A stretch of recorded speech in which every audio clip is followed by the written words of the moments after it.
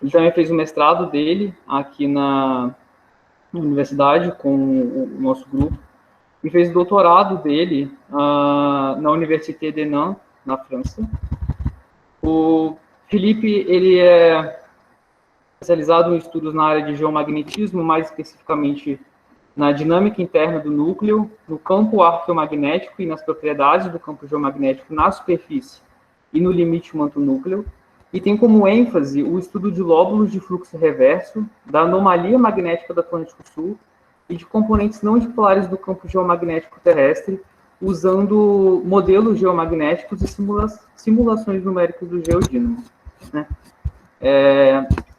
Ele vai apresentar a palestra intitulada Is the South Atlantic Anomaly a Brazilian Natural Hazard?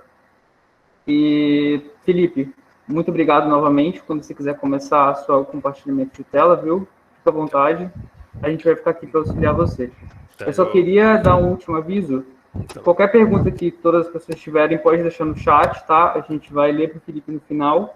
E quem quiser também abrir o microfone e perguntar no final, fica à vontade. Tá, então, bom dia a todo mundo, né? Boa tarde, na verdade. Queria agradecer aí pelo convite. E lembrando a todo mundo que eu pensei nessa palestra mais num caráter didático, então, por favor, todas as questões que vocês tiverem são válidas agora. Vocês podem aproveitar para tirar dúvidas sobre tudo. Então, eu vou começar falando sobre o campo magnético, né? O que é a Terra, na verdade, né? Depois falando sobre o campo magnético. E depois eu vou fazer, na verdade, um levantamento de muitos trabalhos que foram feitos pelo nosso laboratório, né, o Laboratório de Paramagnetismo, do IAG, sobre a anomalia Atlântico Sul, e no final a gente vai ver que tudo isso junto conta uma história só. E também, depois de tudo, de contar toda essa história, eu também vou falar sobre alguns papers recentes, né, que saíram ano passado e esse ano, só porque aproveitar a oportunidade que vocês têm, eu que leio todos os papers sobre a SAMA, então vou mostrar para vocês os últimos 2 anos de papers, o que aconteceu. E vocês podem perguntar tudo no final. Essa aqui é a apresentação. Sou um pouco ruim com o computador, peraí. Pronto. Então acho que vocês estão vendo aí a tela, se vocês não veem, vocês me avisam. Então, hoje o que eu proponho para vocês, a gente vai fazer uma viagem, a gente vai começar... Ainda não apareceu a tela, você tem que colocar no apresentar agora. Essa tela. Não tá no compartilhar a tela, não? Não. Opa, desculpa, eu acho que eu pulei essa parte de compartilhar a tela, na verdade. Pensei que já estava compartilhando. Agora... Desculpa. Agora, eu acho que é isso. E agora, tudo bem? Perfeito, agora a gente está vendo. Tá. Então, o que eu proponho hoje para vocês, a gente vai fazer uma pequena viagem, a gente vai sair desde a parte interna da Terra, né, que a gente está vendo imagens do campo no limite manto-núcleo, um pouco da dinâmica de formações dos lóbulos de fluxo reverso, que foram coisas que eu trabalhei bastante também, de lóbulos de fluxo normal, e um pouco da interação do manto com o núcleo, que a gente vai estudar, e depois a gente vai para a superfície. Na superfície a gente vai ver como aquisição de dados, o que a gente adquiriu de dado no laboratório nos últimos tempos, que falam sobre a anomalia Atlântico Sul, que vocês veem que nada mais é do que essa mancha aqui gigantesca, né? É uma região, o ponto verde só mostra onde está o centro, né? O mínimo de intensidade absoluto, o menor ponto de intensidade do campo da Terra. Hoje em dia, vocês veem que é claramente, não só no Brasil, né? Como bem próximo onde a gente está em São Paulo. E depois a gente vai falar no final da parte introdutória quais são os aspectos que têm relação com a sociedade, né? O que importa para a sociedade é a anomalia Atlântico Sul. Basicamente isso. Esse último pedaço é importante vocês anotarem para qualquer pedido de projeto, porque é muito bom, né? Quando você vai pedir projeto, qual a parte que afeta a sociedade no que você está fazendo. Com licença, Felipe. Você pode clicar em ocultar na parte inferior da tela? Desculpa, também estava melhorou, né? Tá, então a introdução começa com o que é a Terra, né? A gente já falou do campo magnético da Terra, mas a gente vai primeiro falar o que é a Terra. A Terra, para um geólogo, é isso daqui, né? Então você vê crosta, o manto viscoso, líquido, o núcleo externo líquido, o núcleo interno sólido. Para um geomagnetista, é assim que a gente vê a Terra. A gente vê a Terra como o núcleo interno como fonte de energia, o núcleo externo também é uma fonte de energia por causa de sua cristalização, e onde o campo da Terra é gerado. A gente vê o manto o quê? O manto nada mais é que uma condição de contorno que tem uma variação temporal muito mais lenta, né, do que essa do núcleo. E o que a gente sabe também, que é muito importante saber, é que tudo que a gente mede, ou seja, tudo isso daqui que a gente sabe vai ser baseado na teoria, e tudo que a gente sabe de dado vem daqui. Vem de onde? Da nossa crosta. Então é assim que você vê o campo quando você pensa em geomagnetismo. Então essa é a Terra para a gente, e agora vamos ver como a gente mede ela, né?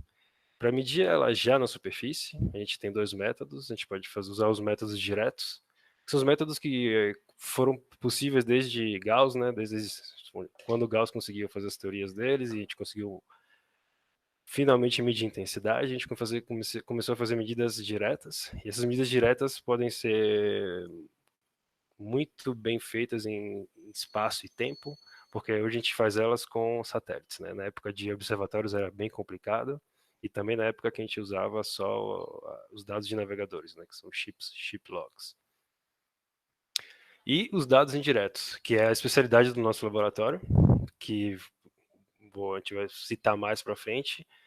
E aí, eu acho que é a parte que todo mundo domina muito bem no laboratório, que é toda a parte de aquisição de dado através de, quer dizer, usando materiais geológicos e arqueológicos.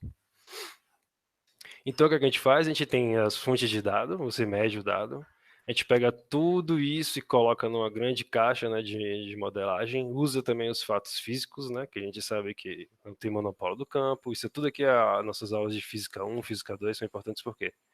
Porque a gente percebe que, o que isso quer dizer? Eu vou dizer que o campo não tem corrente. Então, dizendo que o campo não tem corrente, eu vou dizer que meu campo pode ser resolvido por um potencial escalar. E isso me permite fazer com que medidas na superfície possam ser continuadas para baixo até a CMB, ou seja, até o limite, né, interface manto-núcleo. O que significa que tudo que eu meço na superfície da Terra só vai me dar informação do campo até a CMB. Toda a informação que eu tenho sobre o campo magnético da Terra interno, nunca vai vir de dado por causa disso. Porque essa equação, do jeito que a gente faz a modelagem, a gente entende que a gente só vai medir as coisas até a CMB. Então, tá vendo? A continuação para baixo só vai até a CMB. Porque a gente só vai conseguir usar essas equações até esse pedaço. Porque dentro você já começa a ter fonte, então você já tem corrente. E essas equações não funcionam mais. Você não consegue mais resolver o campo usando isso. Então essa é a limitação já da nossa matemática física. Não é a limitação da gente medindo dado. Aí agora a gente vai falar sobre os campos geomagnéticos, né? Qual é a diferença agora? Eu vou usar ou os dados diretos que eu peguei de satélites, ou vou pegar uma mistura disso, que é o histórico, ou eu vou fazer só com dados indiretos, que são os dados arqueomagnéticos. Qualquer pessoa sana sabe que é muito melhor pegar dados de satélites, porque você vai ter uma distribuição de espaço e tempo muito melhor do que arqueomagnético, que você tem que ir no terreno, fazer vários furos e medir, né? Enquanto um satélite fica só rodando na atmosfera, calculando. Mas qual é o problema? Que os satélites só estão disponíveis desde a época, quer dizer, só agora, na época moderna, né? E as medidas históricas só desde Gauss. Então, quando a gente quer saber de coisas mais para o passado, a gente precisa do quê? A gente precisa de modelos arqueomagnéticos, que usam o quê? Os dados que a gente precisa ir no campo, no terreno e perfurar. Então, toda vez que você fala, por que eu estou fazendo esse dado? Por que eu estou indo no fim do mundo, entrando numa caverna que, tipo, cheio de bicho que pode ter aqui, eu não sei, eu nunca fui numa caverna, então, mas eu acho que é muito corajoso de vocês que vão. E o que vocês fazem é o quê? Vocês simplesmente estão conseguindo identificar certos parâmetros que nunca vão ser identificados com o campo de satélite ou com as medidas que já foram feitas em histórico. Por quê? Porque vocês estão pegando uma coisa que tem um período de tempo muito maior. Por exemplo, toda a difusão do campo ela é considerada numa escala de tempo tão grande que o campo moderno e o campo histórico eles nunca vão resolver o problema da difusão no campo magnético, que é uma boa parte, depois eu mostro na equação que é uma boa parte do campo. E só quem vai resolver esse problema são os campos arqueomagnéticos. E como só os campos paleomagnéticos vão resolver o problema de saber se o campo nosso campo realmente é influenciado pelo manto ou não. E aí uma das coisas que a gente viu também é que num campo magnético que a gente quer sempre, isso na interface CMB, a gente quer sempre ver um dipolo, tá vendo? Sempre as linhas de campo que nascem no hemisfério sul e morrem no hemisfério norte. E você também quer ver esses fluxos intensos, tá vendo? Que são esses patches mais nessas regiões aqui, são que eu coloquei de branco em alguns, e aqui tá em verde. E depois eu vou mostrar também que tem essas não axisymmetric features, porque o campo não é só dipolar, tá vendo? Não é só azul e vermelho. Você tem essas coisas azuis também, essas coisas que não deveriam ser tipo, tão fortes no equador que são. Isso são chamadas de as feições não assimétricas, né? Que aí a gente pode falar da Sama e muitas outras coisas. Então, deixa eu ver a última coisa que eu falei.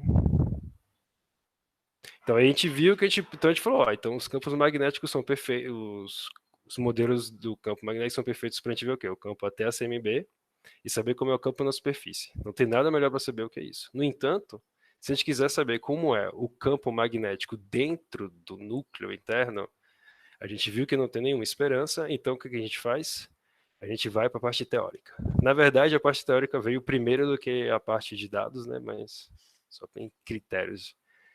Então, essas aqui são as equações, né, que a gente usa quando a gente vai fazer a parte teórica, ou seja, agora eu estou vendo como é que é o campo magnético no núcleo interno. Ou no núcleo externo, desculpa. Como é que é o campo magnético lá? Qual que governa ele, né? Então, são todas essas equações que vocês estão vendo ele, então vocês estão vendo aí na frente de vocês, e a gente vai ver que é um pouco assustador ao primeiro olhar, mas que na verdade é tudo que vocês já conhecem. Sem brincadeira, porque a primeira equação nada mais é que uma equação de balanço de forças, né? O que é? A somatória das forças tem que ser igual a zero. Só que aqui eu estou levando em consideração todas as forças que agem dentro do campo, dentro do núcleo externo da Terra. Então, por isso que vocês veem tanta coisa, né? Aí dá para identificar, depois a gente pode identificar uma a uma. Aí a próxima equação nada mais é que uma equação de transporte. O que é? Nada mais do que é como é que o campo de velocidade, tá vendo? O U, transporta o campo magnético no tempo.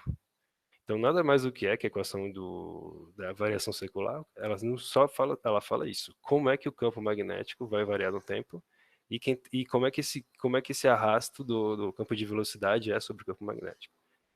E na conservação de energia, a gente vai ver a equação de transporte, dessa vez o que? Como o campo de velocidade vai alterar o campo de temperatura.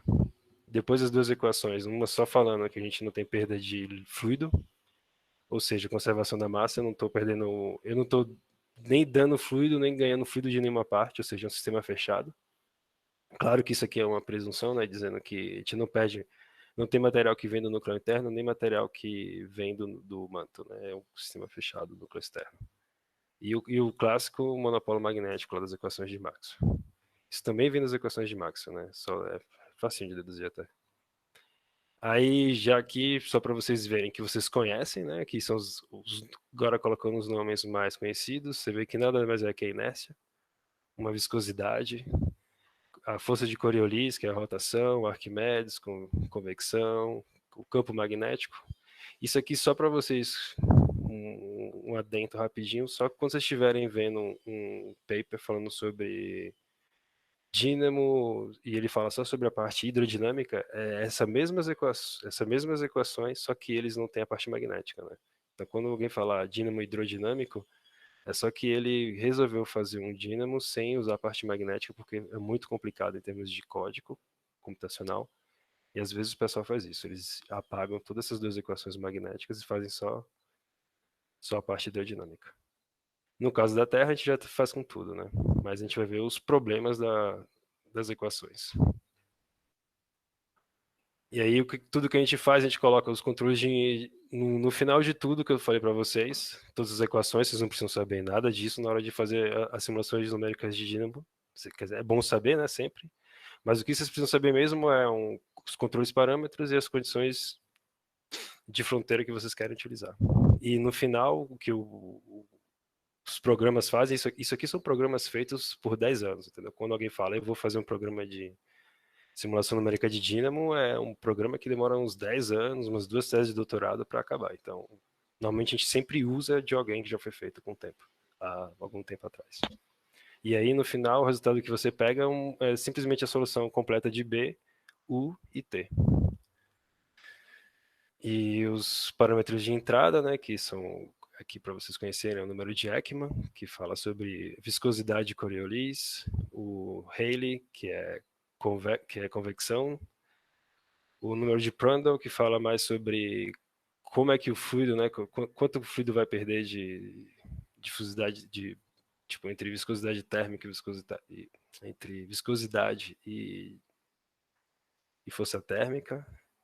A mesma coisa aqui já, o Prandtl Magnetic Number, já em termos de difusão magnética.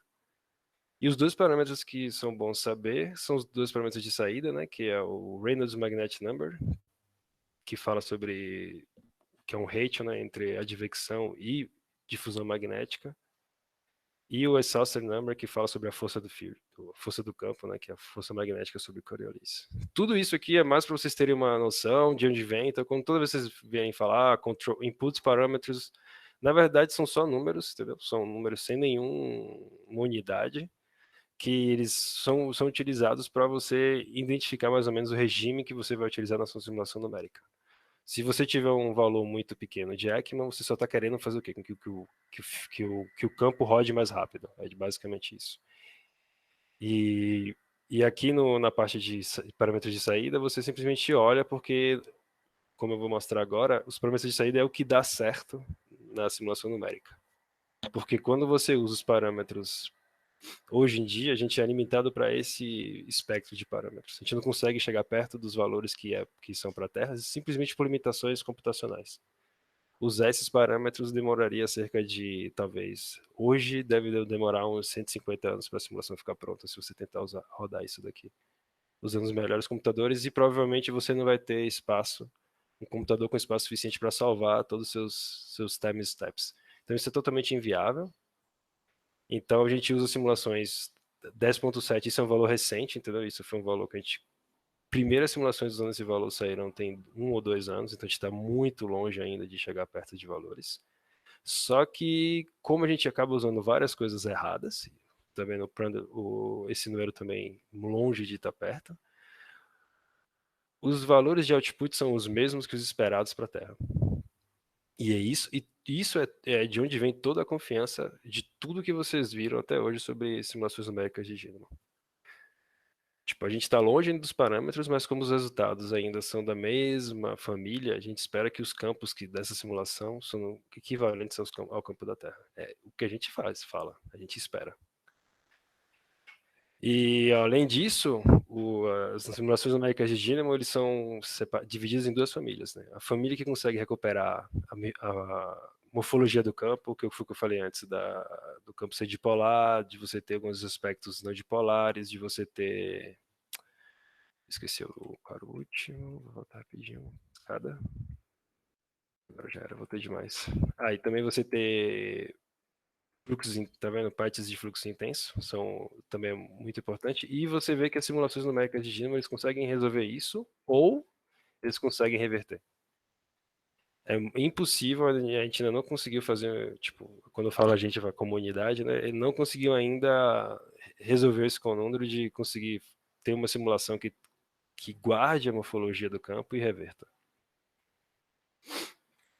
Então, por isso que a gente vê ainda muita necessidade de dados, porque a parte de simulação, a parte teórica, que você pode fazer simplesmente com as equações físicas, está longe ainda de estar resolvendo todos os problemas da Terra que a gente tem para saber sobre o campo. Então você tem uma simulação numérica que tem problemas para resolver a morfologia do campo. Então, um dos motivos que todo mundo pensa é assim, a gente fez muito simples a simulação, né? Porque você nem pensou no que está em volta da simulação. Você não pensou nas condições de fronteira que você pode colocar no manto e você pode colocar no núcleo. E esses são os avanços, tipo, que o pessoal vem tentando ultimamente, até hoje, né, tentando romper essa barreira, de ver qual a influência do manto e a influência também do núcleo interno na dinâmica do campo magnético da Terra. Aí, por exemplo, aqui a gente vê como é que funciona a parte física quando você tem uma coisa mais densa puxando as linhas de campo, porque você tem um manto que puxa mais calor do que o outro. Então essa parte fica mais fria, cai, e você acaba influenciando aqui o campo de velocidade. E como vocês viram nas equações, que agora vocês viram nas equações como é que são, quando você muda o campo de velocidade, você muda também a equação de transporte lá da temperatura, e você também muda a equação de transporte lá do campo. Então você muda tudo. Então esse mecanismo a mais você coloca também naquelas equações lá para saber o que acontece de novo, né? E agora a gente vai falar só sobre os Geomagnetic Flux Patches, porque isso aqui é uma coisa que eu trabalhei muito, né? E uma das coisas que vocês viram que faz parte da morfologia do campo, parte importante. E só para vocês verem os mecanismos, né? Primeiro a gente vê aqui o núcleo, desculpa, o patch, normal flux patch. E que o normal flux patch é bom vocês saberem o quê? Que ele é derivado do quê? Do campo poloidal, né? O campo que sai da esfera. O campo toroidal é o campo que fica dentro da esfera. E os campos de velocidade da Terra podem ser pensados dessa forma, como um campo toroidal mais um campo poloidal. Aí o campo poloidal preso na esfera, ele consegue fugir por difusão, por isso que a gente fala que difusão é importante para ter reverse flux patches, e reverse flux patches são o que a gente pensa um mecanismo que pode gerar, que pode influenciar mais a anomalia Atlântico-Sul, que é o que a gente vai falar no final da apresentação.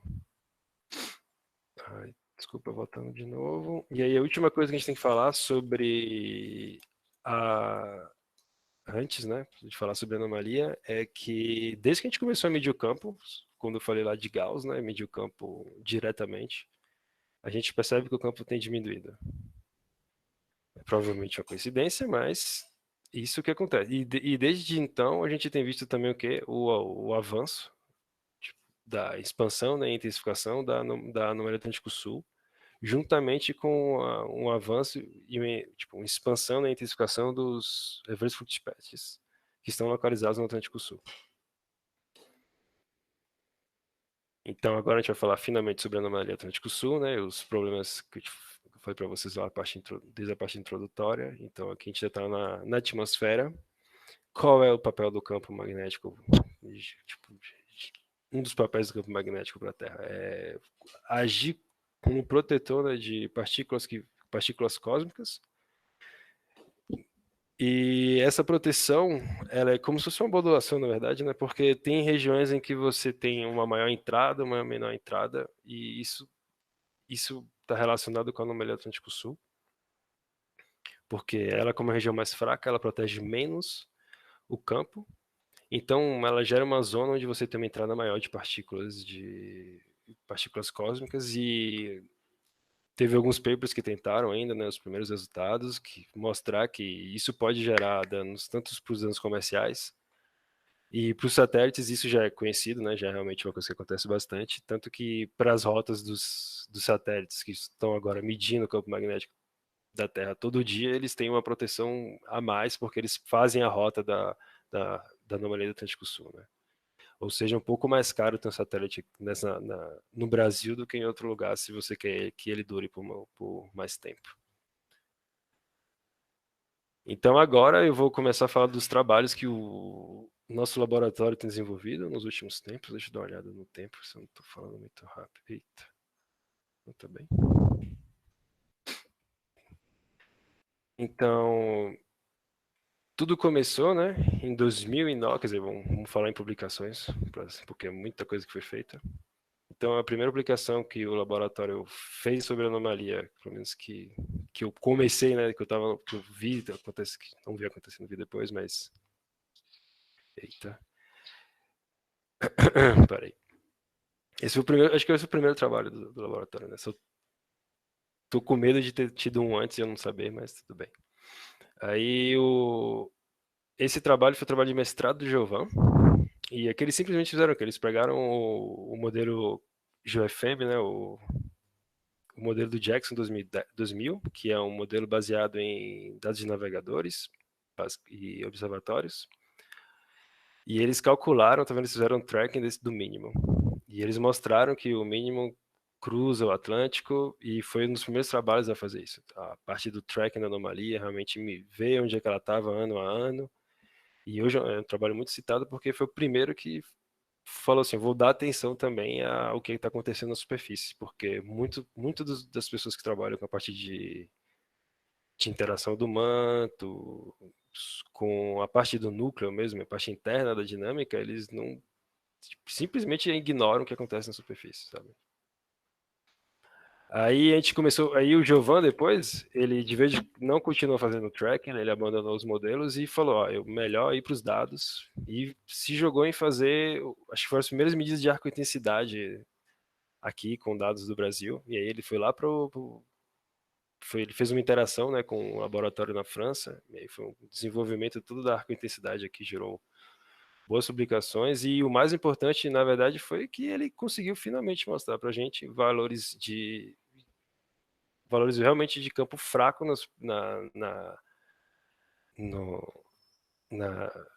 no Brasil, mas qual a importância disso? Porque antes você estava vendo o modelo, né? E como a gente viu tudo que a gente viu antes ali sobre como é desenvolvido o modelo, como o cálculo é feito, sempre teve um pensamento, aquilo é um erro do modelo. A anomalia do Atlântico Sul pode simplesmente ser um erro do modelo.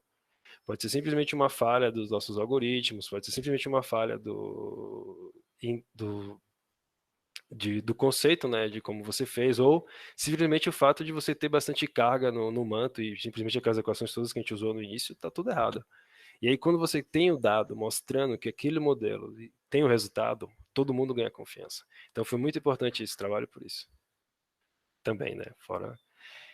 E aí depois a gente já, com a maturidade maior do laboratório, isso aqui já foi um trabalho do Paulette, do Wilbur, que quando ele foi mandado para a Inglaterra para medir lá, para comparar as medidas que eram feitas aqui no laboratório e ver a qualidade delas com o laboratório da Inglaterra, ele descobriu, na verdade, que o pessoal da Inglaterra tinha alguns erros nas medidas do pessoal da Inglaterra que eles estavam fazendo durante anos. Então ele foi lá e ainda mostrou isso, e melhorou a qualidade geral dos trabalhos utilizando microwave agora, né? Então a gente também ajudando no desenvolvimento da literatura da parte de medidas. Aí vocês conversam mais com o Wilbur, né, para mais detalhes sobre isso, eu não sou muito bom nessa parte. E depois também teve várias campanhas, né, e aqui esse é um paper que ajuda, porque mostra vários lugares onde tem dados, mas você vê como, olha o tamanho de terra que você tem aqui, olha a quantidade de dados que você tem. Tipo, qual a informação que você tem disso aqui? Muito pouca. A gente confia que os harmônicos esféricos vão pegar toda essa informação aqui e preencher isso, entendeu? Mas tem sempre uma limitação. E aqui a gente vê o quê? Olha, os dados da Argentina, dados do Brasil, todos mostrando a chegada da anomalia no Atlântico Sul. Então a gente foi vendo que, olha, toda vez que a gente está medindo, encontrando anomalia, encontrando o mínimo de campo, encontrando campo fraco. E isso aqui, né, você vê a data, né? Não é na mesma data que você estava vendo antes nos campos magnéticos, que foram no que, de 1840 a 2000, ao ano 2000. Aqui a gente já está vendo já está vendo anomalia em tempos mais antigos. E agora esse aqui foi o trabalho recente do Hartmann, junto com o pessoal também do laboratório inteiro. E aqui, de novo, a gente, mais uma vez, medidas em diferentes lugares e para convencer de vez, agora pegando medidas até do Nordeste do Brasil, ou, tipo, pegando uma latitude mais próxima do Equador. E, mais uma vez, a gente encontra assinaturas da anomalia do Atlântico Sul. E outro trabalho que foi muito importante foi quando o Plínio e o Trindade, eles finalmente conseguiram, acho que eles ficaram um bom tempo fazendo isso, conseguiram medir o campo magnético, direção e intensidade através de espalhotemas. E a grande importância disso é porque eles conseguem também medir muito bem a idade do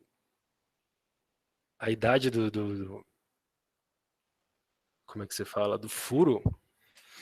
Da estalagmite. Da estalagmite, né? Obrigado. E aí você tem tipo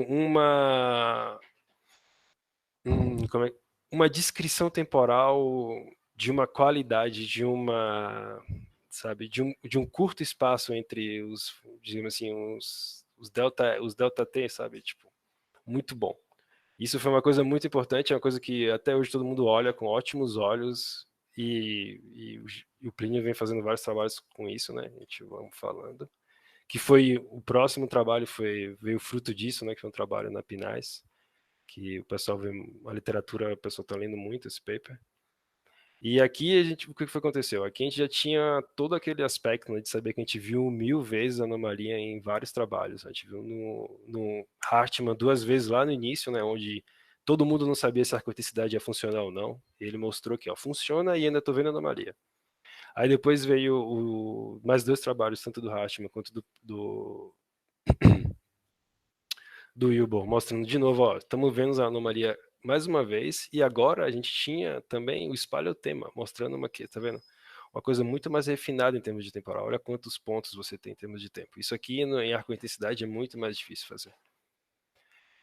E com isso a gente conseguiu fazer uma descrição do campo e também pegar alguns fatos que eu vou mostrar depois, de alguns outros resultados, mostrando que também você tinha mínimo de intensidade recorrendo várias vezes na África. A gente começou a permitir, né? Comecei a falar, pô, a anomalia, na verdade, talvez ela esteja aqui mais do que a gente espera, né? E aí chega a minha parte, né? Em 2014, eu acho, o Ricardo me mandou para a França e falou, ó, vai aprender alguma coisa lá. E basicamente o que eu fiz foi eu comecei a estudar o campo na CMB, com o Hagai Amit, que é especialista em campo na CMB e coisas desse tipo, mas ele nunca tinha pensado em fazer nada com a anomalia do Atlântico Sul. Porque, como eu falei para vocês, sempre tem uma distância ainda entre o pessoal que trabalha na superfície e o pessoal que trabalha na parte mais interna, né? Tem um vácuo entre eles dois. E na verdade, o pensamento do Ricardo e do Hagai foi justamente isso, que eu aprendesse a tentar fazer um link sobre isso. Então, para fazer isso, eu peguei um campo arqueomagnético e tentei estudar como é que seria ele na CMB. Na época, eu não sabia de nada disso, mas na verdade ninguém confiava em nada que um campo magnético pudesse mostrar na CMB. E eu não sabia disso quando eu estava trabalhando. Eu simplesmente achei que eu estava trabalhando com um modelo normal, né? Mas na verdade ninguém confiava em nenhum resultado que saía desses modelos. E esse foi o meu trabalho no início, foi simplesmente mostrar, na verdade, que quando você via um lóbulo de fluxo reverso na CMB, num campo arqueomagnético, ele não era fictício, que ele era verdadeiro. Então, simplesmente foi mostrar que essas regiões que a gente vê, por exemplo, aqui, muitas vezes nos campos históricos, nos campos arqueomagnéticos, os campos arqueomagnéticos são considerados tão ruins que a gente nem considerava os fluxo patches deles existentes. Então, começou disso, né? De provar a existência de lóbulos de fluxo reversos no campo arqueomagnético. Depois de provar que eles existem, a gente pegou já dessa vez não pegando um modelo só, pegando vários modelos. A gente mostrou que não só eles existem, mas como eles também, tipo, servem para mostrar tanto a direção do campo de velocidade de um campo que a gente não vê, que é o campo toroidal, que é o campo que fica dentro da Terra, que fica dentro do núcleo externo, desculpa, e como ele escapa devido à difusão, a gente tem a chance, né, de finalmente identificar a direção que ele tem no Atlântico Sul. A gente viu que é uma direção leste-oeste, né, como vocês veem aqui nesse resultado.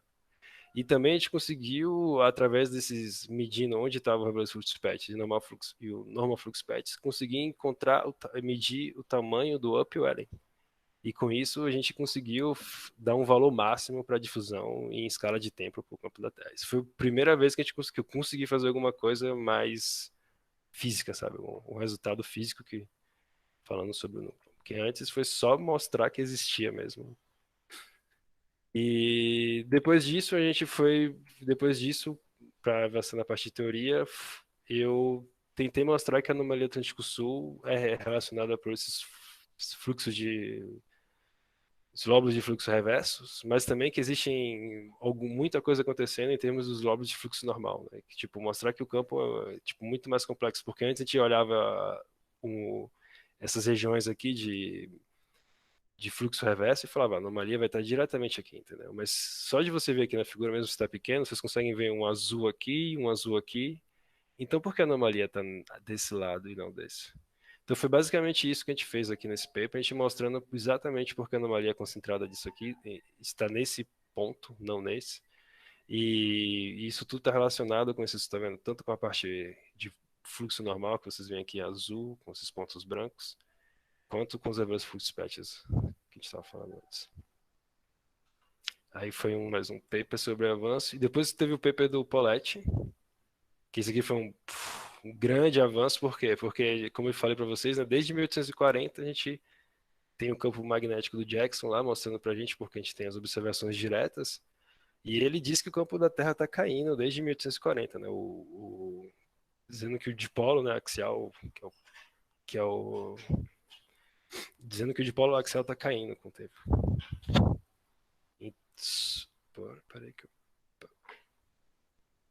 Só que aí o que foi que o Poletti fez? O Poletti falou, ó, todo mundo diz isso, mas ele está usando, e quando aí, só que, desculpa, 1840, né, campo histórico. Aí foi o que foi feito, o pessoal pegou os dados indiretos e foi medir o G01 e saber como é que era o campo G01. E aqui vocês viram os resultados, por exemplo, de campos arqueomagnéticos só pro G01. E vocês veem que o quê? Que eles estão medindo, dizendo que o campo, na verdade, realmente começou a cair exatamente quando a gente começou a medir com intensidade, 1840. O Wilbur ficou desconfiado disso. Por quê? Porque esses resultados que diziam que o campo realmente começou a cair só em 1840 foram feitos usando dados indiretos, né? Sem filtro, certo? Ele pegou usando tudo que você sonhar imaginar de dado que estava, com erro, sem erro, entendeu? De qualquer publicação que fosse, eles usaram tudo que tinha, uma grande compilação, fizeram e deu esse resultado. Realmente, a partir de 1940 o campo cai, antes disso não, o campo está oscilando, como vocês veem aqui. O Yuba simplesmente pegou dados de qualidade, né? Simplesmente não, é um gigante trabalho, fez uma seleção de dados, e aí ele só quando ele pegou só os dados de qualidade, sabe aqueles dados que o pessoal passou por todos eu não sei como é que vocês falam, mas todos os critérios de seleção, sabe? Você fez análise termomagnética, você fez tal análise, você fez aquilo. Tem alguns dados que estão aqui nesses modelos consagrados que nunca passaram por nenhuma análise. Tem dado aqui que nem erro, nem barra de erro tinha na publicação e está aqui dentro no modelo, entendeu? Aí o Uber falou, não é possível, não vamos fazer isso não. Vamos só ver o G01, não quero fazer o modelo todo, vamos só ver o G01. Mas só fazer com dados de qualidade, né? Que é, por exemplo, os dados que vocês fazem no laboratório hoje já seguem todos esses tipos de exigências, né? E quando ele fez isso, foi que ele descobriu que ele podia aproximar toda a variação que você está vendo aqui para uma reta e que ela seria total, tipo, ele falou, vou fazer o modelo mais simples possível. O modelo mais simples possível funciona e ainda mostra que provavelmente a queda é associada desde 1600. Entendeu? Então e isso aqui tipo, é um paper que vem sendo muito discutido porque normalmente o pessoal fala, você precisa usar todos os dados para fazer os modelos. Só que como ele só fez o G01, você não precisa de todos os dados realmente, entendeu? Como ele só usou de qualidade e deu esse resultado, é indiscutível. E aí gerou toda essa confusão agora, eu falei, como é que realmente era o G01 nessa época aqui? E esse aqui já foi o paper. Esse aqui já foi o primeiro paper de pós-doc, né? Já que eu publiquei aqui. Aqui foi o quê? Aqui já foi todo o conhecimento que eu peguei do doutorado e faz a parte que eu já podia fazer o quê? A simulação, né? Fiz a simulação numérica de dínamo e eu também pus o manto. E impondo o manto, a gente vê que você cria uma região de upwelling fixa, tá vendo? Na América do Sul. Isso aqui são time average, né? Tipo, são longas simulações. Average. São longas simulações. Como é que se fala mesmo? Média, né? A média de várias simulações aqui. Tá vendo? A média. E aí você vê que na média do campo de velocidade sempre dá um upwelling bem aqui no Atlântico Sul, tá vendo? Interessante. E foi isso que a gente descobriu e quando a gente fez essas medidas, a gente associou a gente conseguiu fazer a associação do manto com a anomalia do Atlântico Sul.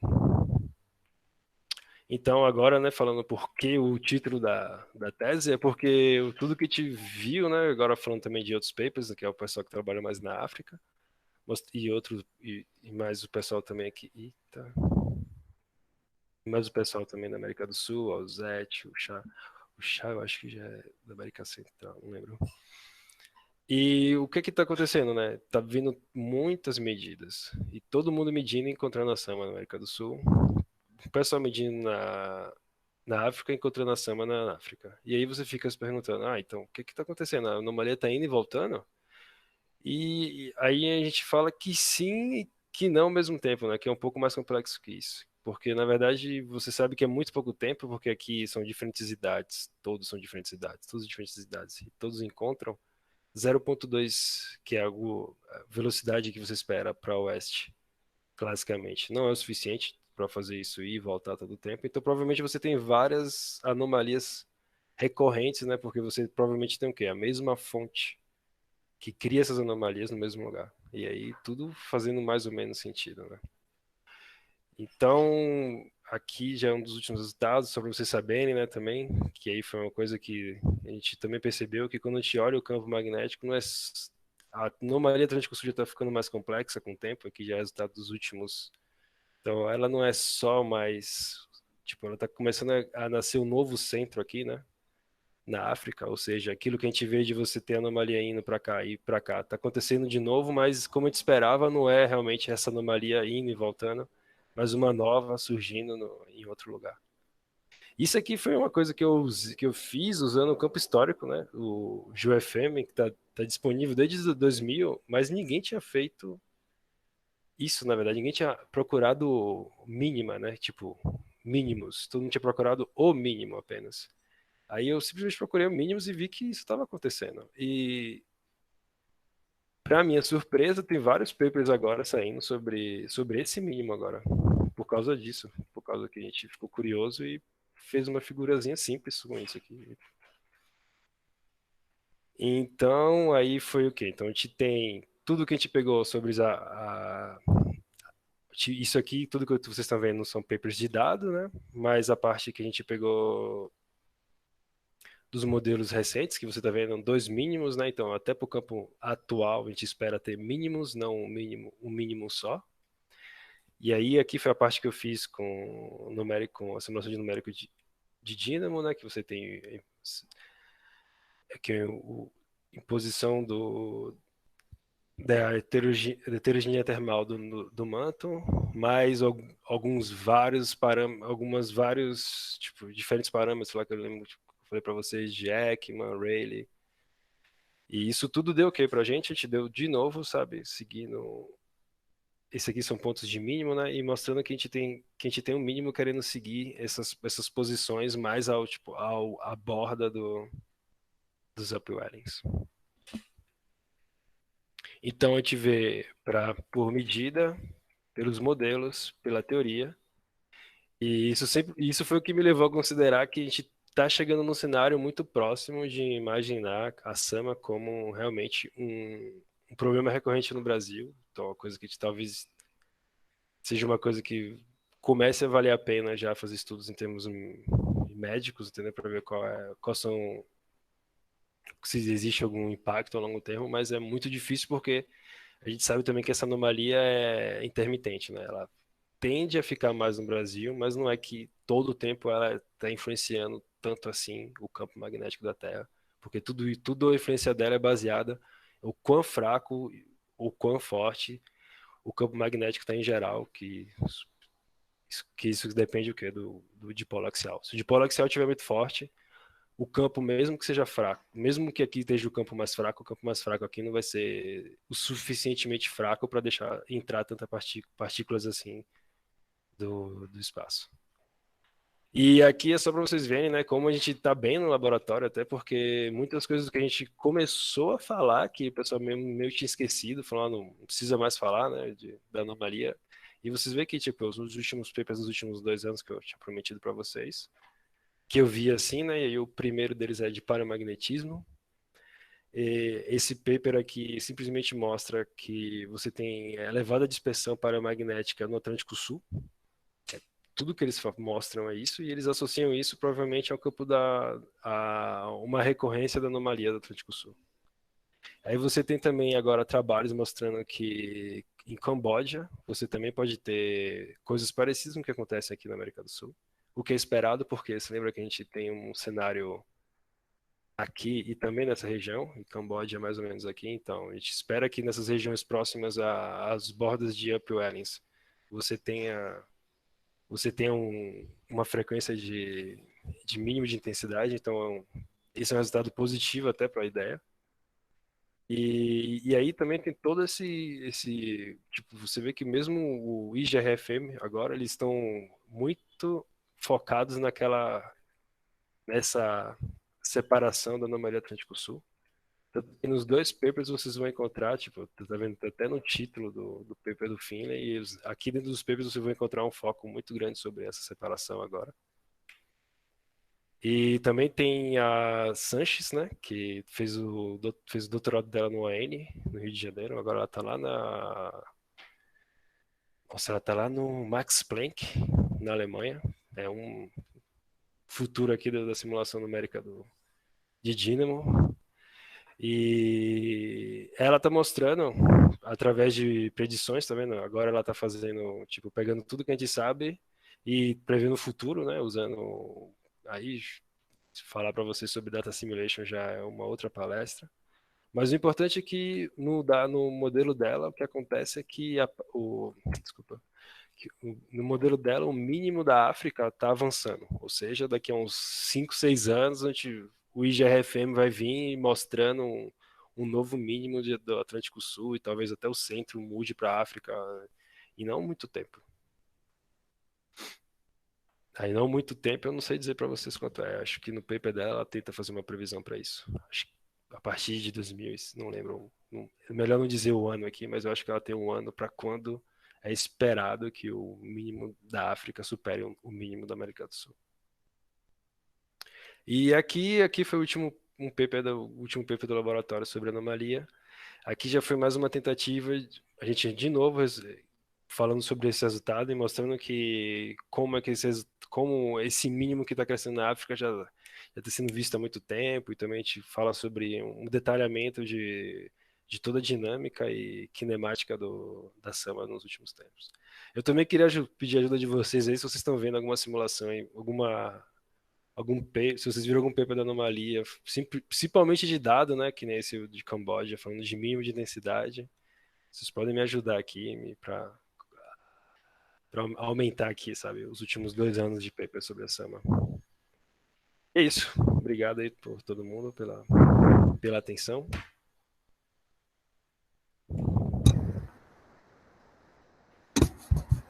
Obrigado, Felipe, pela apresentação. Agora, então, a gente vai abrir o espaço para perguntas, né? Quem quiser abrir o microfone para poder perguntar, ou perguntar no chat, a gente pode ler também. Além disso, eu vou lembrar vocês, todo mundo que puder, por favor, preencher o formulário que a gente colocou agora no chat. Ele é importante para dar para a gente uma estatística e também a gente oferece certificado. Entende? Daniel, tem uma pergunta? Primeiramente, queria agradecer e parabenizar aí todo o grupo e o palestrante. Foi ótimo. Eu sou geólogo e consegui aprender bastante sobre o tema. Quando você fala em hazard, né? Você pode considerar, você mencionou os problemas, né, de saúde, mas você pode colocar também como um problema eletromagnético na parte de, por exemplo, queima de equipamentos eletrônicos, ou não pode? Só se você estiver na atmosfera. Tipo, por enquanto, você não pode. Não há nenhuma evidência que a influência da anomalia altere, sabe, equipamentos no nível da superfície. É tipo isso. Perfeito, cara. Obrigado aí pelo Nada. esclarecimento.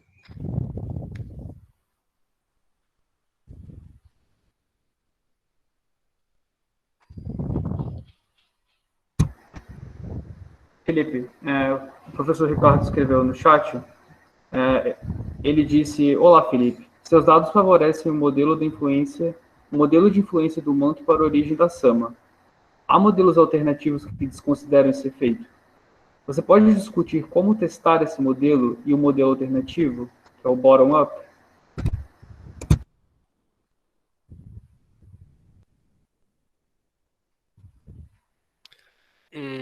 Tá, o bottom-up é o paper de 2014 do Aubert 2014. Na verdade, assim, quando eu comecei minha tese, eu não sabia disso, mas eles tinham me dado um trabalho meio difícil.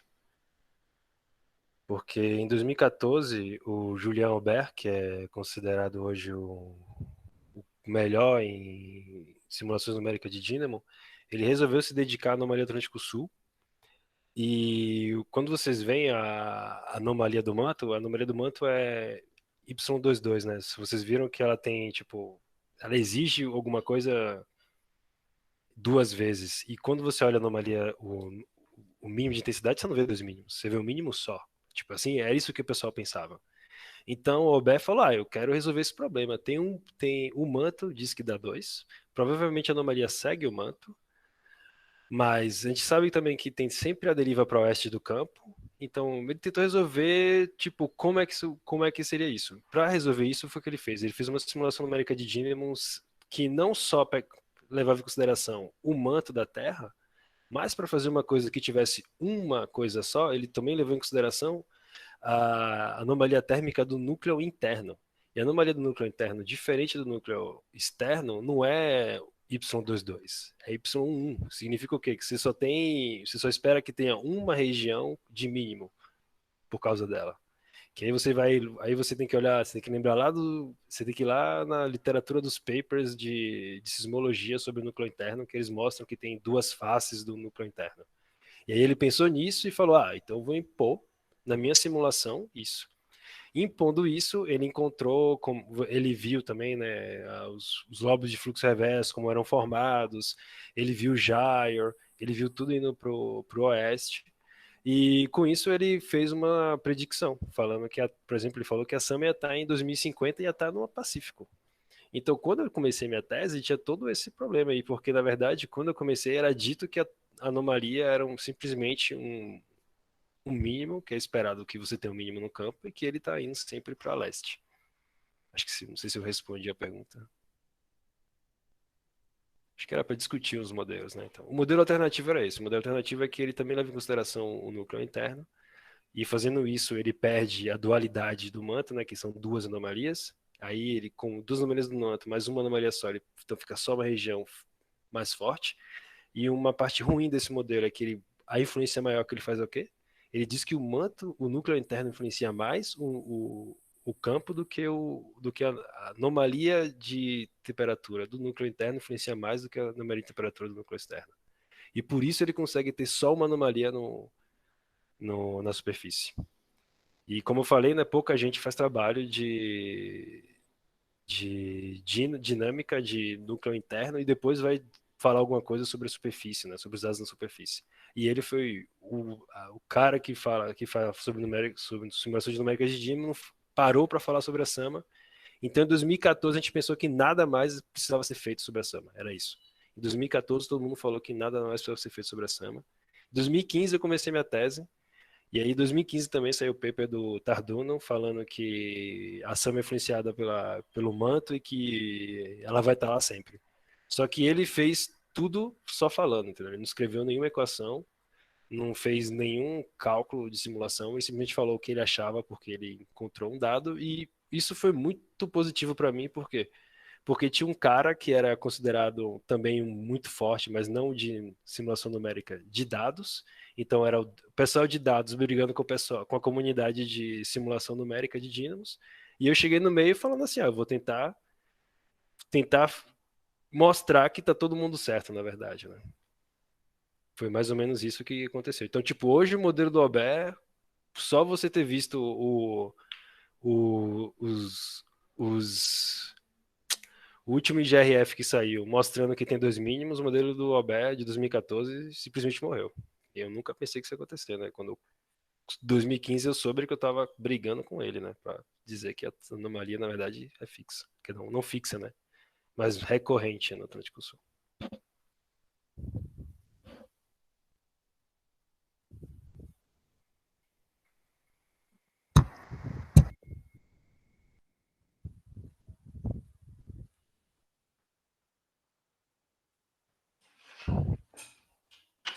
Acho que respondeu a pergunta. Oi, Felipe, eu queria fazer uma pergunta. Então, a gente viu que ela tem ela pode ter tem um período aí de 200 anos entre a África e a América do Sul, né? E aí eles até tentam corresponder isso com uma maior variação secular no hemisfério sul. Você acha que toda essa variação secular da América do hemisfério sul vem do efeito da Sama? Se ela é recorrente ou não, né? Não sei.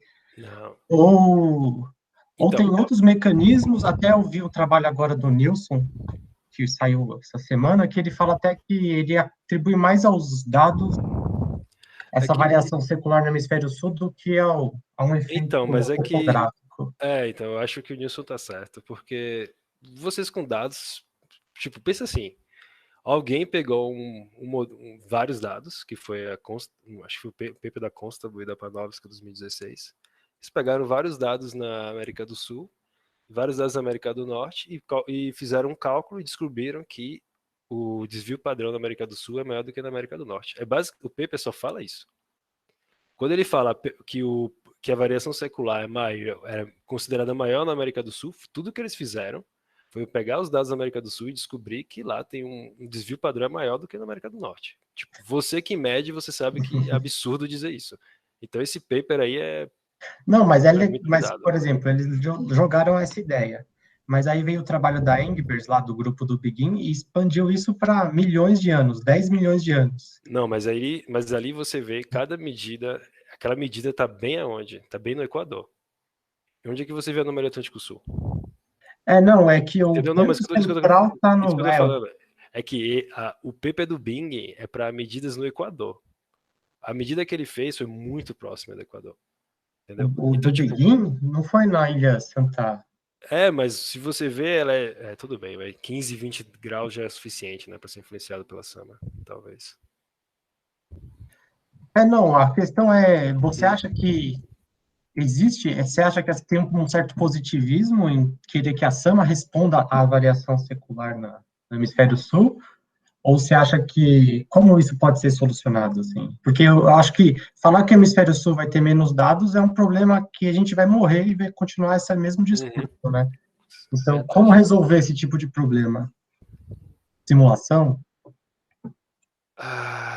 Eu acho que simulação é muito difícil para resolver isso, porque você precisa de muito mais confiança do que se tem hoje na simulação. Eu acho que esse problema, como você falou, eu acho que não vai ter solução porque a gente não... Eu acho que é mais eu acho que é mais o problema de você ter mais massa de terra no hemisfério norte do que você tem no hemisfério sul. Entendeu? Tipo, para você resolver esse problema, a gente vai ter que começar a medir no mar. Enquanto a gente não medir no mar, entendeu? Tipo, ou uma coisa que para mim parece bem impossível, você vai ter sempre essa diferença. E por isso que eu acho que esse paper foi meio, tipo, sabe, faltou inocência nesse paper, vamos dizer assim. Porque você sempre vai ter maior desvio padrão no hemisfério sul, porque você tem menos massa de terra, entendeu? Você tem menos massa de terra, não tem jeito. E pode ser justamente esse o motivo de você ter anomalia no Atlântico Sul também, a gente não sabe disso, entendeu? O que eu acho é que a gente não pode... Eu acho que é muito mais fácil você pegar, por exemplo, o que você falou agora. Qual é a solução disso? A solução disso é você fazer tanta amostra de dados que vai te permitir fazer um campo arqueomagnético que também te dê a variação palosecular, e com isso você vai poder fazer o quê? Você vai poder fazer core flows, entendeu? Você vai poder fazer, tipo, saber como é que é o campo de velocidade na CMB, e com isso você vai saber exatamente como é a sua variação secular, a diferença de variação secular tanto no hemisfério sul como no hemisfério norte. Enquanto a gente não tiver dados suficientes para fazer um modelo arqueomagnético que consiga que consiga ser bom o suficiente para ter também a derivada do campo, aí, enquanto isso, nada disso do que eles estão fazendo vai adiantar, entendeu? Essa discussão. Mas o princípio, por exemplo, agora, que todo mundo, que o pessoal está tentando fazer é pular o campo arqueomagnético, pular o campo. Ou seja, que é o que a Data Simulation tenta fazer, que é sair do dado e ir direto para o campo de velocidade, entendeu? Esquecer os modelos arqueomagnéticos no meio, que é o grupo da França lá, com Alex Fournier, tenta fazer isso. Ele tenta descobrir como é que é o campo arqueomagnético de velocidade, o campo, entendeu? Sem usar os modelos arqueomagnéticos, porque eles têm muito erro associado só com o fato de construir um modelo. Obrigado, Felipe. Nada. Depois a gente continua essa conversa. Hein? Espero ter respondido um pouco. Felipe, posso fazer uma pergunta também, cara? Pode. Então, você mostrou lá atrás, na verdade, que uma das equações que governam as simulações de dínamo que você faz é de conservação de massa, né? Existem algumas evidências, e as principais delas tentam correlacionar a sismologia com dados petrológicos experimentais, né?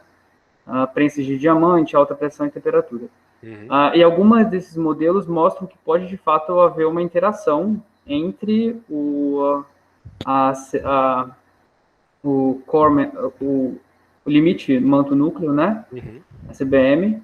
E então, assim, se isso de fato ocorre, se isso é substancial, isso poderia... a minha pergunta é o quanto isso poderia influenciar no modelo, ou se essa interação teria um efeito mínimo. Então, isso é o limite da ciência agora. Tipo, o que você perguntou é o que o pessoal está testando agora, que é o chamado no-sleep. São várias condições de fronteira, né, que o pessoal testa, mas para a Terra, a gente sabe que por exemplo, AD duas linhas. O que é AD duas linhas? AD duas linhas, muita gente pensa que é material do núcleo externo que escorre no manto e forma o AD duas linhas. Entendeu? Que além disso, a de duas linhas não é o quê? Provavelmente não é tipo distribuída homogeneamente, né? Ela tem uma variação lateral. Entendeu? Tudo isso que eu falei para você hoje, tudo isso que você acabou de perguntar foi ignorado, entendeu? Aquela equação lá, se não é igual a zero, aumenta o custo da computação infinitamente, entendeu? Então, quando você fala isso, o pessoal não vai nem mais tratar, que foi o que eu tinha falado, acho que na apresentação, o pessoal nem vai mais, se você for ver isso na literatura, o pessoal nem vai olhar, nem vai ver dínamo, entendeu? Como é que funciona o campo magnético.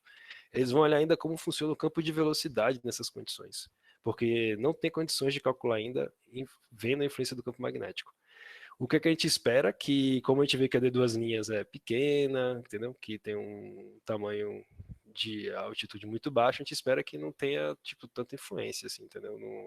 No campo. Mas tudo isso aquilo que você falou seria o quê? A gente teria que pegar aquela equação lá de conservação de velocidade, colocar mais um termo nela, e você sabe que ninguém nunca quer isso, né? Quando você vê um igual a zero, você fica feliz da vida. E ali, tipo, é isso. O custo computacional é muito alto para ser feito agora. A gente espera que não, provavelmente não. Por quê? Porque quando a gente testa em modelos de campo de velocidade, as alterações não são tão significativas para a Terra. Mas elas já se mostraram muito significativas para pequenas luas, tipo Encelados. Se você for simular Encelados, você tem que simular com isso aí. Porque lá, como é mais fina a camada, você tem essas influências muito mais, tipo, muito mais influenciáveis. Entendeu? Então, por exemplo, quando a gente está estudando a hidrodinâmica em planetas, a gente aprende isso, que na Terra esse tipo de influência não devem ser tão grandes. Às vezes é por isso que a gente também estuda planetas, por isso. Tá certo. Obrigado, Felipe. Nada. Mais alguma pergunta, pessoal? Eu posso perguntar? Uhum. Oi, Felipe, tudo bem? Daí eu não estou aparecendo porque a minha câmera não está funcionando. Mas eu estou aqui, estou te vendo. Gostei de te ver, gostei de ver sua apresentação. Obrigado. Queria também aproveitar o espaço para avisar todo mundo que vai ter mais uma palestra do Felipe semana que vem no Latin Mag. E aí vai ser diferente, né, Fê? Já vi o título, já é totalmente diferente. Eu nem sei falar isso aqui em inglês. Peraí, Magnetic Boundary Layers in Numerical Dynamos with Heterogeneous Outer Boundary Heat Flux. Acho que é isso que você estava falando, Heat Flux. Era disso que você estava falando, né? De uma borda aí heterogênea, né? Isso é o paper do ano passado, que aí já não estamos mais falando mais sobre o número Atlântico Sul. Tá. Aí é mais sobre como algumas coisas acontecem no núcleo que talvez leve a gente a uma reversão, então é uma outra... Aí tá vendo, gente? Então vai ter uma palestra com novidades. Totalmente nova. Legal. Tá, eu vou mandar depois de novo o link para ninguém esquecer, vai ser na semana que vem. E queria perguntar também, claro, né? Também queria agradecer ao pessoal do Palio Café, que, assim, estou me sentindo no Palio Café de volta, podendo participar, podendo perguntar, levantar a mão, isso é muito gostoso. Quando é no YouTube, a gente parece que está muito longe durante a reunião. Então, se pudesse ser assim sempre, seria muito legal, muito bacana. Mas eu vou fazer a pergunta então para o Felipe. Você me mostrou aí um monte de trabalho que fala sobre a anomalia do Atlântico Sul. E para alguns trabalhos, quando eu olho, eu vejo a queda de uma intensidade ali, né? Comparada por uma latitude e longitude do local e um intervalo de tempo. E aí, depois, no final, você fala assim... Aí o Wilbur analisou tudo e viu que o dipolo está caindo. Aí a minha pergunta é, como que a gente faz para separar uma coisa da outra? Falar o que é... Porque a gente está bem no Brasil, bem na América do Sul. Como que a gente faz para separar e falar o que é a anomalia do Atlântico Sul e o que é a queda do dipolo? Interessante. Porque foi justamente o que a gente fez, o paper que eu fiz esse ano foi justamente sobre isso. Quer dizer, o paper mais do Hagai. Tipo, o que é o pensamento? O pensamento, assim, a gente estava medindo, foi mais porque a gente mede o campo da Terra, né? E aí você, como você falou, né? Quando você tem a anomalia do Atlântico Sul, você tem o quê? Pensando numa baciazinha, né? E se você diminui o dipolo, o que você faz? Você cai tudo, né? Você cai, todo o campo da Terra cai, e se for só isso que acontece. Mas se o que acontece também é, o dipolo cai, e também você tem influência do campo não dipolar, o que acontece? Você tem um mínimo que é mais pronunciado do que o dipolo iria fazer simplesmente pelo fato dele cair.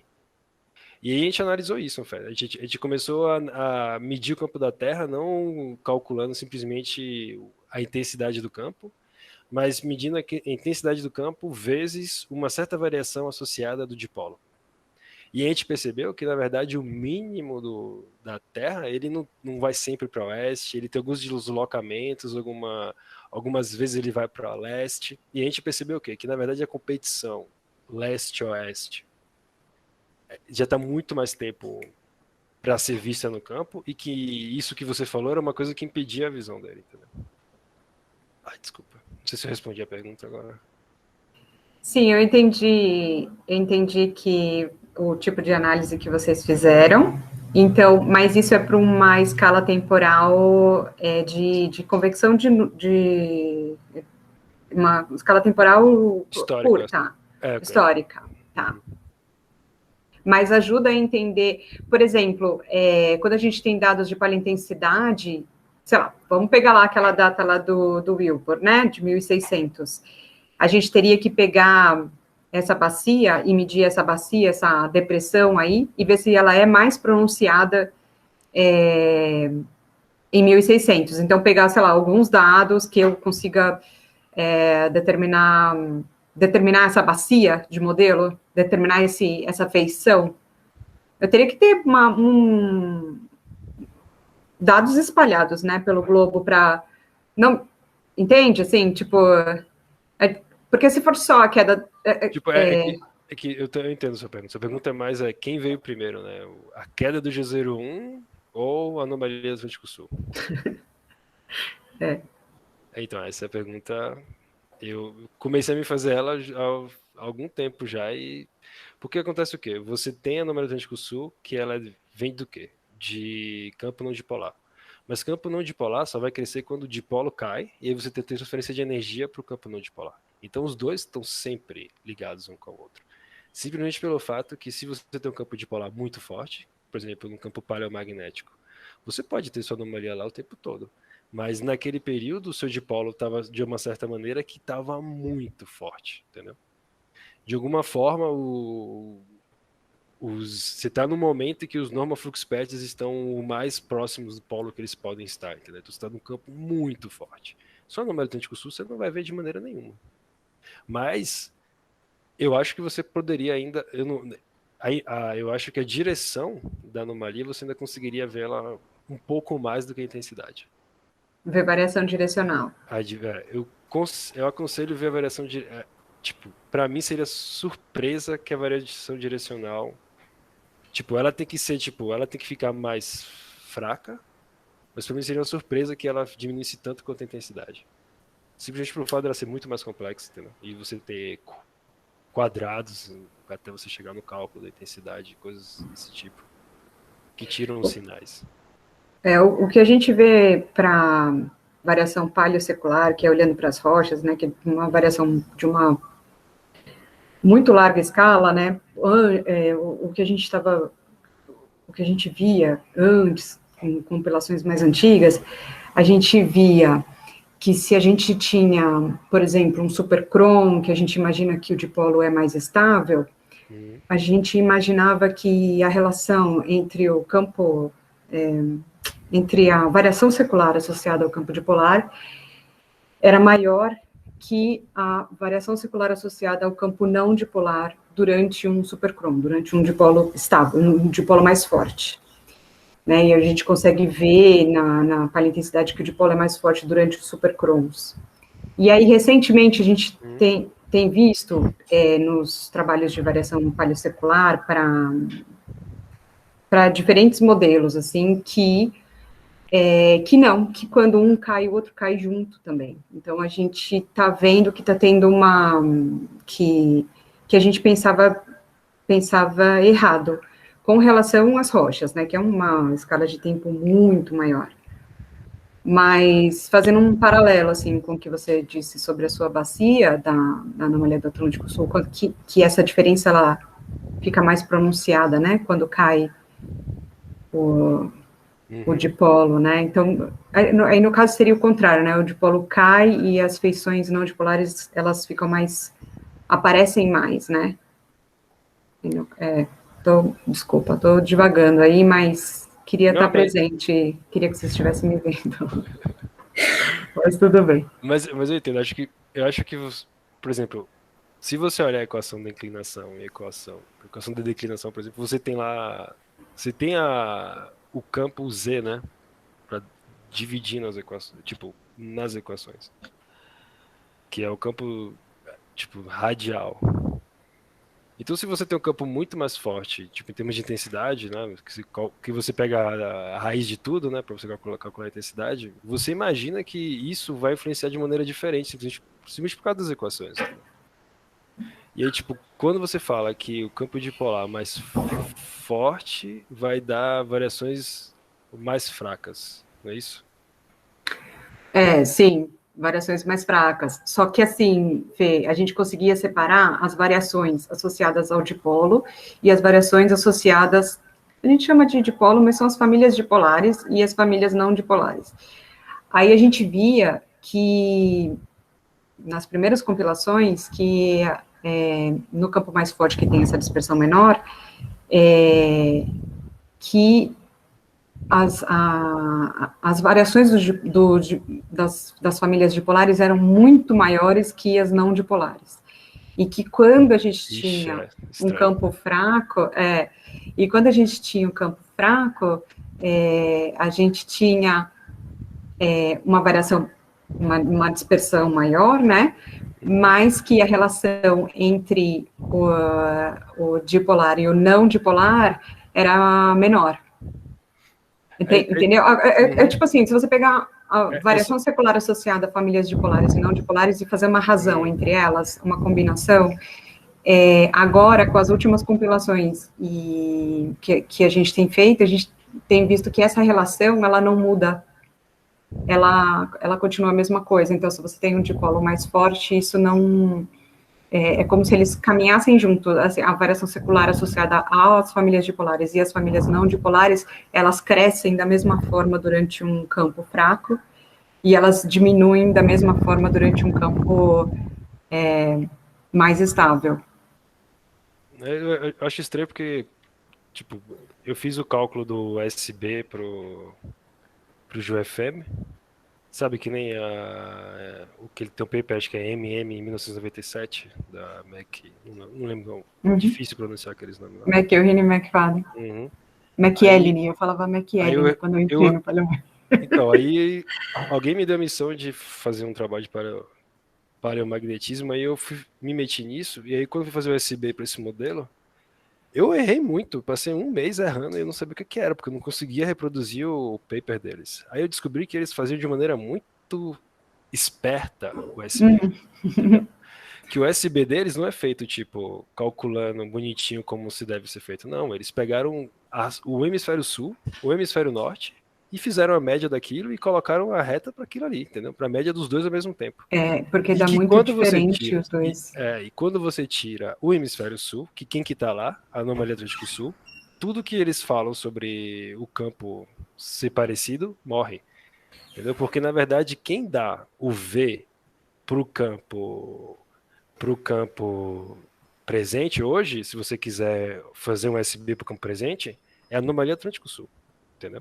É o campo no hemisfério sul. Se você olhar o hemisfério norte, ele vai te dar um SB assim, ó, linha reta, chatíssimo, boring. Aí o outro da anomalia do sul, ele vai te dar uma coisa tipo, entendeu? Que você espera segundo estudos paleomagnéticos. Então por isso que eu acho que é surpreendente o seu resultado mesmo. Por isso que eu sempre achei que tipo, eu acho que fazendo análise por esse tipo de modelo, que a gente chama de modelo G, e fazendo agora, né, que eu acabei de... Tá aceito, ainda não está publicado, fazendo análise por modelos de EGP, que aí eu apliquei para o passado, eu modelei para o Kiaman.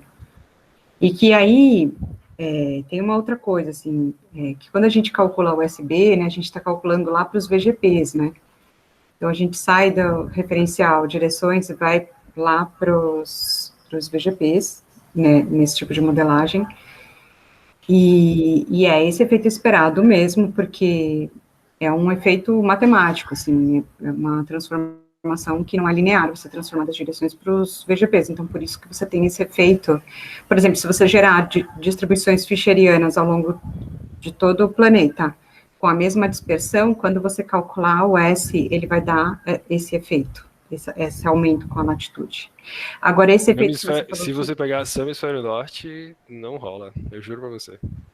Não, eu sei, aí você está falando de dados, eu estou falando de simulações, se você fizesse, ele vai ter esse efeito, porque é um efeito matemático. Mas o que você falou é real, McFadden,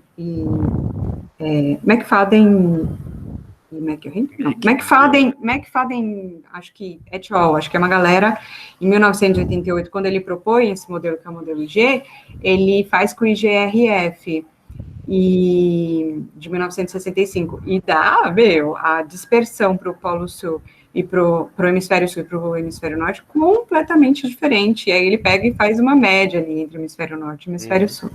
Só que ele não mostra no paper, né? Ele mostra, tá lá. Não. Ele não mostra em 87, aí tem o paper de um outro autor que depois mostra que tinha isso, e aí depois eles fazem um outro paper em 97, nossa, eu juro pra você, eu tive que ler tudo isso umas 10 vezes para entender. Em 88, quando ele propõe o modelo G, ele já mostra o IGRF.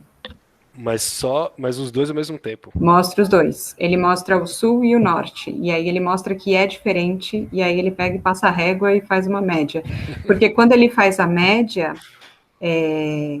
que ele pega o hemisfério sul do GRF e o hemisfério norte faz uma média, fica muito compatível com os dados de lavas, entendeu? Por isso que ele faz, ele fala, não, então eu considero isso e tal, como uma medida overall, assim, uma medida geral do campo, assim, como que o campo funcionava há 5 milhões de anos, assim, em média, né? Em média, fazendo uma média com a hemisfério norte e hemisfério sul. Campo paleomagnético é difícil demais, velho. É muito difícil, né, porque os dados são escassos, né, conforme você vai indo mais para trás. Então, e aí, Fê, a gente tem que simplificar, né, a gente tem que começar a olhar para o campo de outra forma, né, a gente começa a fazer outras perguntas, a gente não vai perguntar o que você está perguntando para o passado, a gente pergunta assim, o campo existe? No passado a gente pergunta isso, existe? Ele estava lá?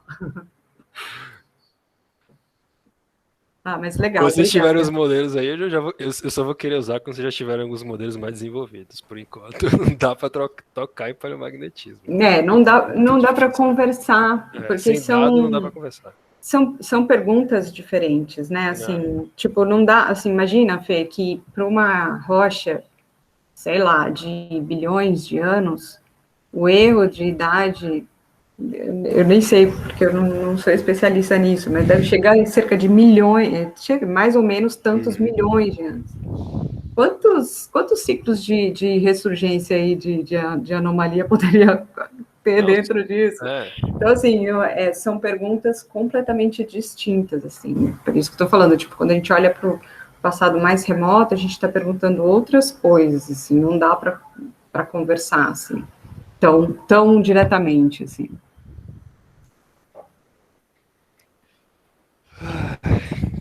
Mas obrigada, e até semana que vem. Obrigado a você.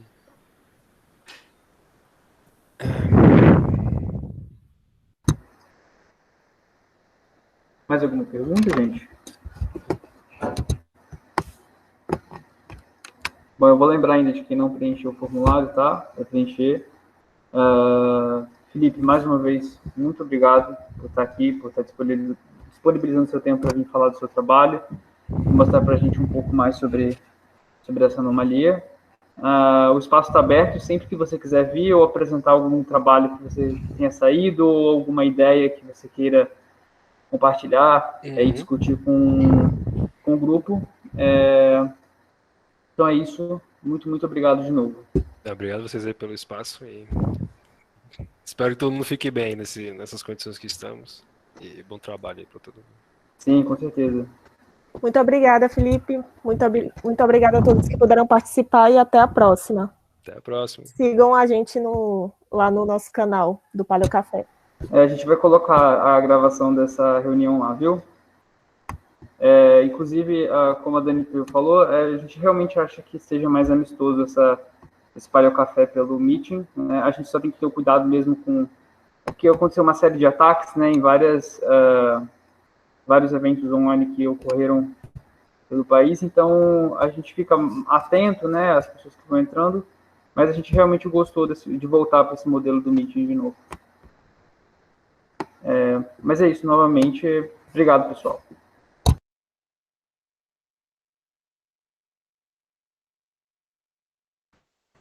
Tchau, tchau, gente. Até semana que vem. Beijos.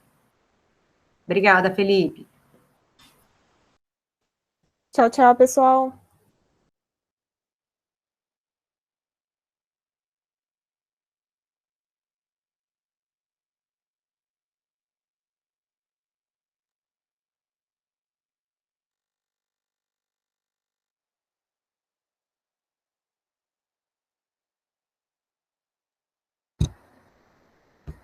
Para a gravação, Letícia, você consegue parar?